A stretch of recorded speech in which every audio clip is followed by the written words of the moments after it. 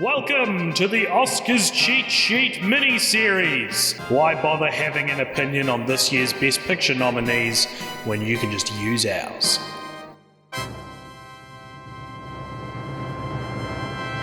Welcome along, everybody, to the Cult Popture podcast, where we're doing one of our episodes of the Oscars Cheat Sheet Miniseries.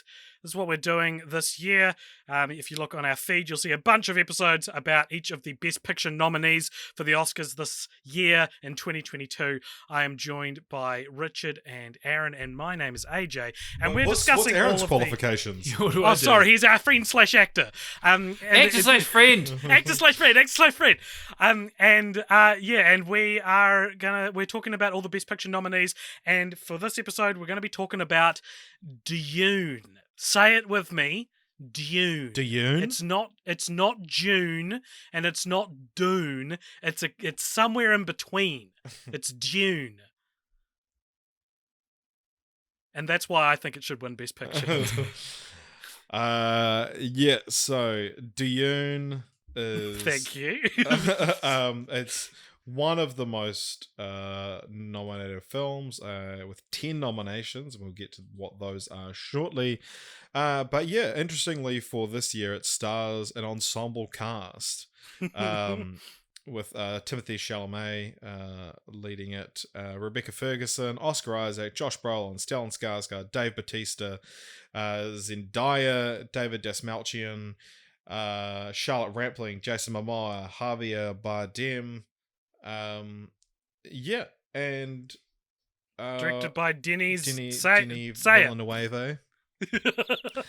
Villeneuve, not Neuve and not Neuve. Nueve. But Neuve. And AJ, as your favourite film of 2021, you have the honours of saying what it's about. DUNE is about a sort of a galaxy or a universe, a system of planets where sort of they run off this mystical substance called spice, which is essentially gives you, as I understand it, haven't read the books, but as I understand it, from consuming spice you gain sort of a clairvoyance that makes space travel clairvoyance possible. film. And the main character is sort of a prince to this one planet, and his name is Paul because it's set in 10,000 years from our future, where only middle-class white men names remain. And Duncan. Paul and Duncan. And they are there's this evil empire, this evil group of this evil planet with evil people on it, and they have for a long time been sapping the planet of Arrakis of its spice, because that's where all the spice comes from. But then one day the dodgy emperor is like, no, you guys have to get out of here. I'm putting Paul's dad in charge. And so Paul's dad, who's played by Oscar Isaac, is like, yep, Leto, he's like, I'm going to start harvesting spice, and he gets to Arrakis and learns that the people are basically oppressed for their spice, and it's capitalism, it's colonialism, it's all those horrible things. And Leto sort of starts putting in action ways in which to make it more fair, to be more fair to the people that live on Arrakis. But then it turns out it's a double cross, and the Emperor wanting to rid the Atreides, which is Paul and Leto's house, wanting to strip them of their power. He actually sends the bad guys back in, and they kill Leto, and Paul escapes into the dunes of Arrakis. And that's more or less the plot of the whole movie. Yeah. There's a whole bunch of other stuff which we might talk about. There's so many things to discuss when it's like, what is this movie about? So we'll talk to it when we come to it, maybe. Yeah. So you're a big fan of this film, I know, AJ. Coming into 2020 and then again into 2021, you were sort of hyping this up as, going to be your favorite film of the year, and it lived up to that for you. I've always been a little bit ambivalent on it, not for any real reason, just knowing that it's there's this big for sci-fi big, it's probably going to be real long, it's probably going to have a lot of exposition, and knowing that it's I was maybe going to struggle with it. I watched this quite a wee while after it came out. I watched the first 40 minutes of it at home during lockdown and was just real tired, unrelated to the film. I was like, I need to turn this off because I'm going to fall asleep and I want to give it my attention. And then, figured, I'll watch the other 2 hours of it tomorrow. Didn't watch it the next day, didn't watch it the day after that. And then it got a week and it's like, I probably should watch the first 40 minutes. Then it got to like a month and it's like, well, I'll be out of lockdown soon. I can just go see it at the cinema. Then we got our lockdown several months later.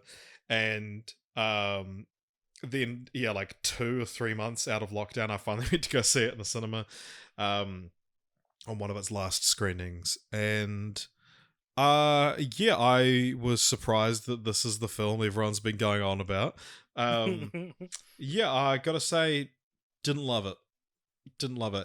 I think it's my biggest issue with it, which I'm gonna be going on about for the next 20 minutes, is that this is so obviously half a film. I don't understand how anyone can watch this and be like, damn, what a satisfying experience.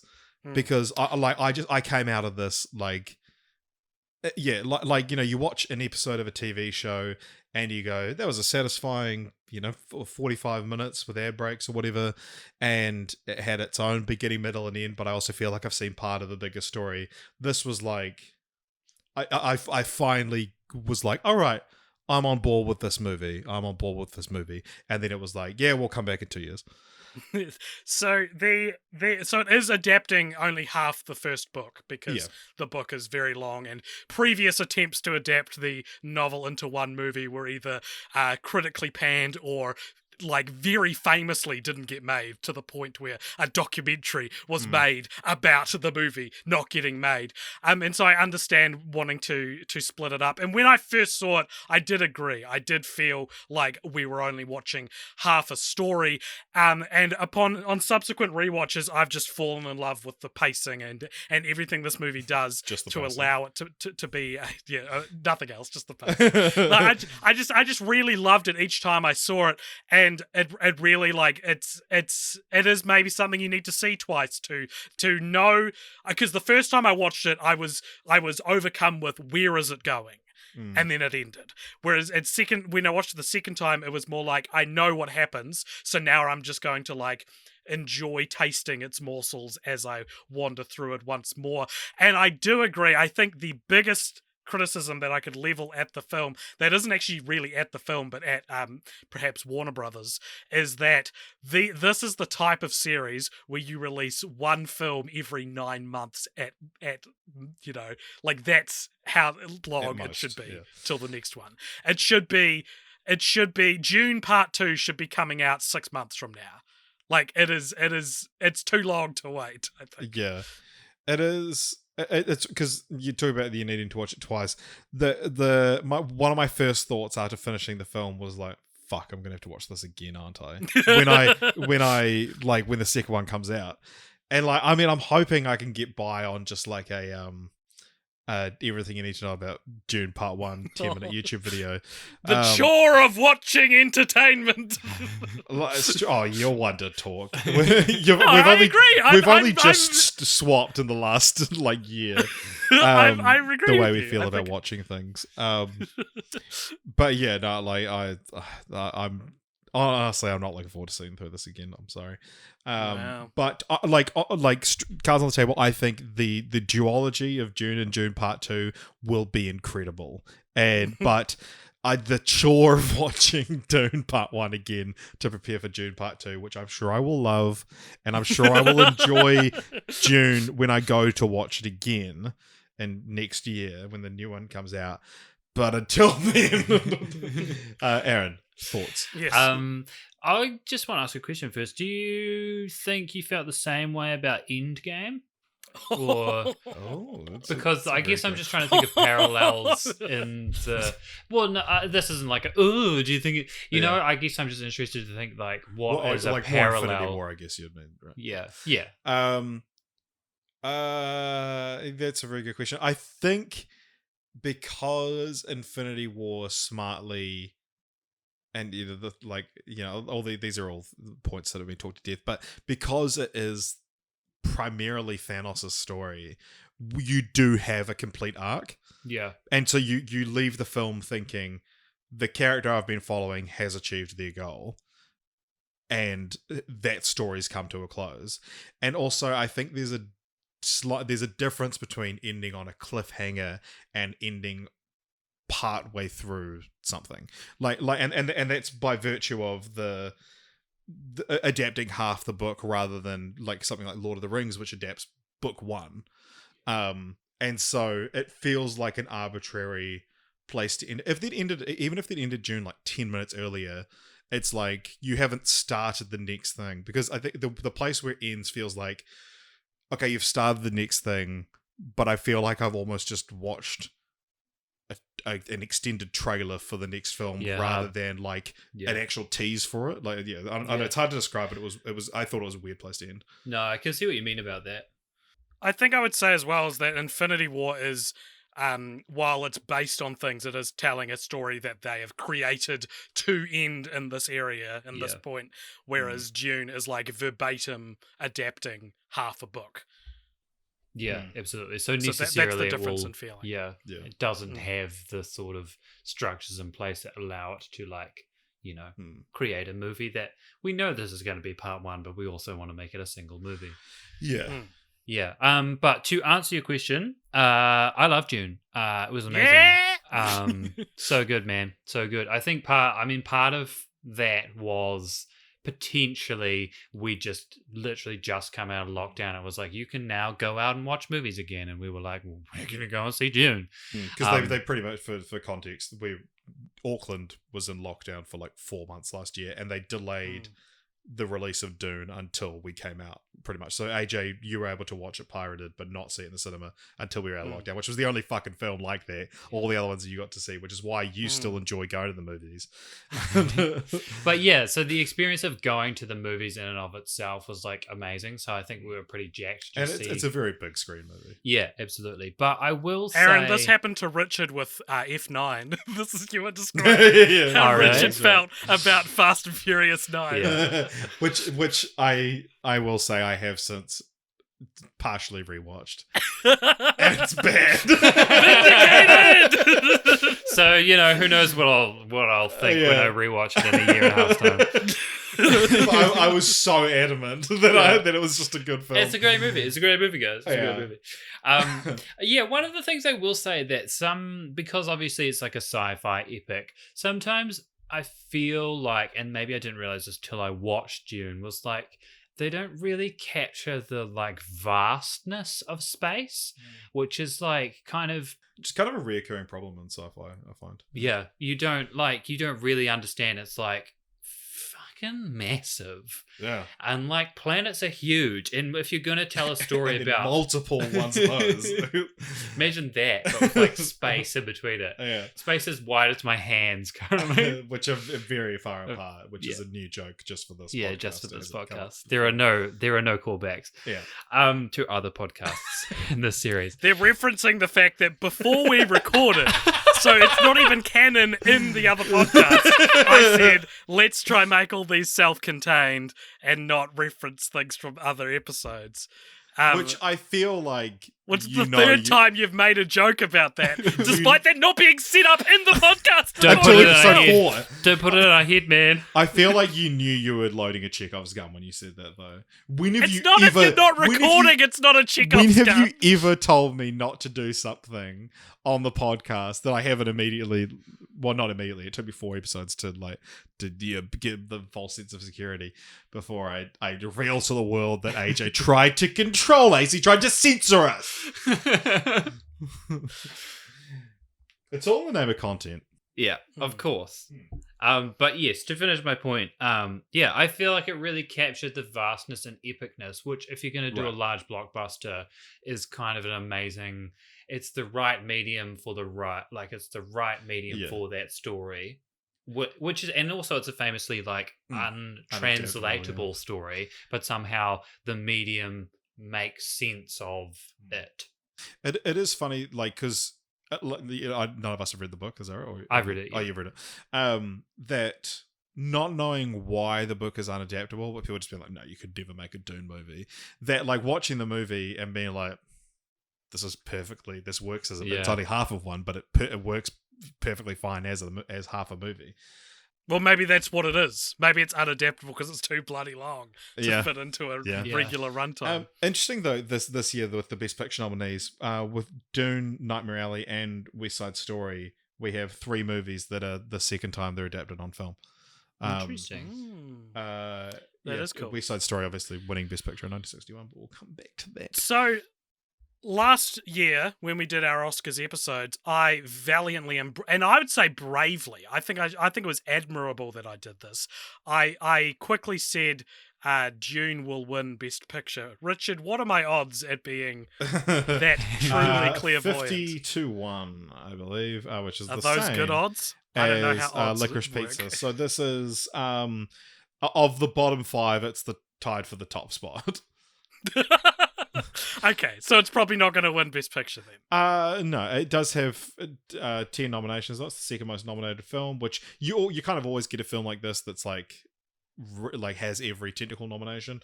But we can have a look at what those nominations exactly are. It's nice for Villeneuve to finally get like a lot of Oscars love as well. Yeah, because it's like Blade Runner 2049. Well, for me, this is an Oscar-y director not making his best work.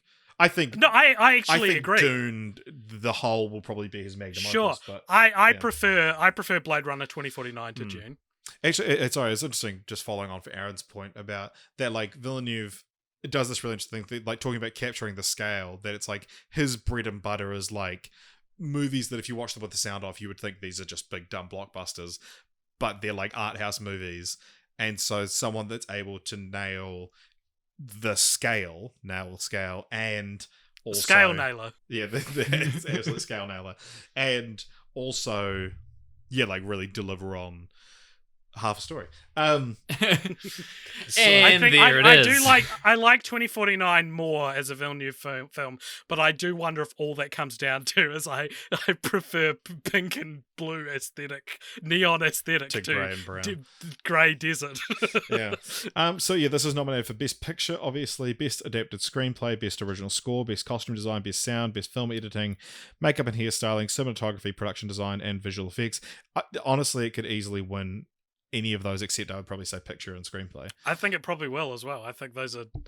It's probably. I wouldn't be surprised if this took home the most awards, but not the big one. Yeah. You know? Yeah.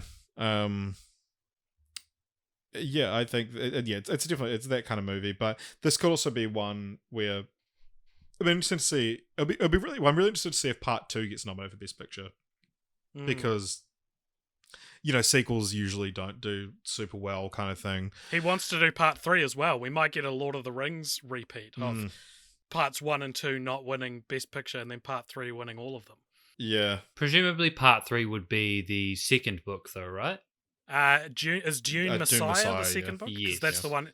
Villeneuve has said he wants to do at least up till Dune Messiah himself. Yeah, because I believe that's Paul's story done or something like that. Yeah, and then it gets very complicated. Yeah. Everyone is like a copy of previous versions of themselves. Seriously, if you ever want to fall down a rabbit hole, read the plot synopsises of the next 5 books or something in the series. What'd you call me? Synopsis-y. And Part 2 is going to see Florence Pugh is joining the cast. Has she joined, or are they just in talks? In talks, apparently, as Princess Irulan, and Austin Butler has entered negotiations to play Fayed Routher, which is Sting's character from the other one. I want is to sit down and watch more of Stellan Skarsgård's soft, fleshy, pale body float around a desert. That's all I ask for. Floating up a storm, baby.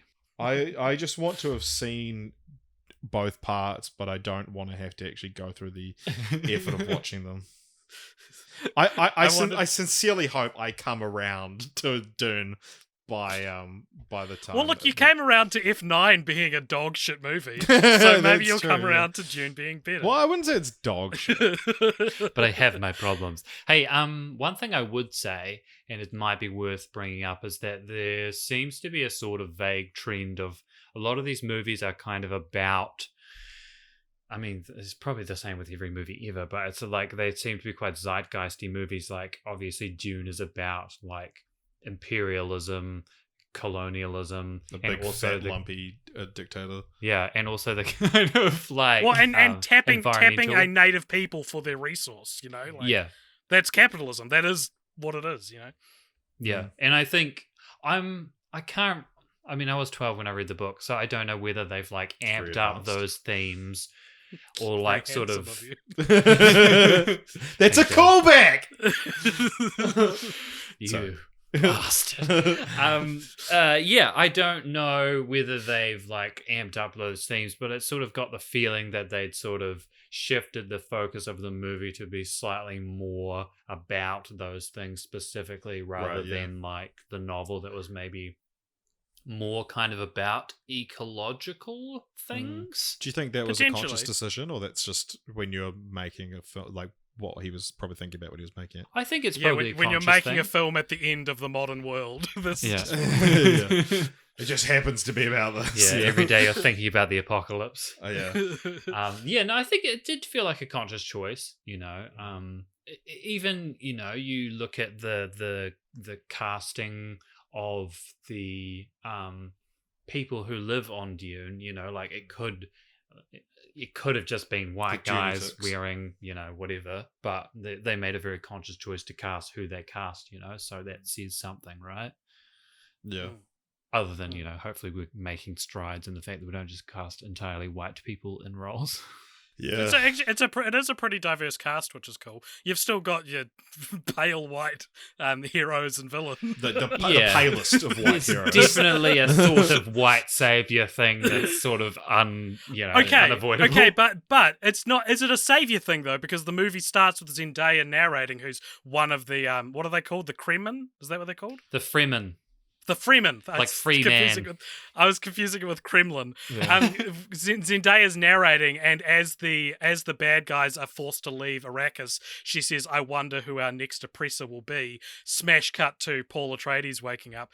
I haven't read Dune, but from what I understand, it is more of a fall from grace story than it is a savior of the people story. So. Yeah, and also I Maybe, guess there's a suggestion at the end of this movie that maybe this white guy is just going to use all of these Exactly. Fremen people to have a war somewhere. Yeah, totally. Yeah.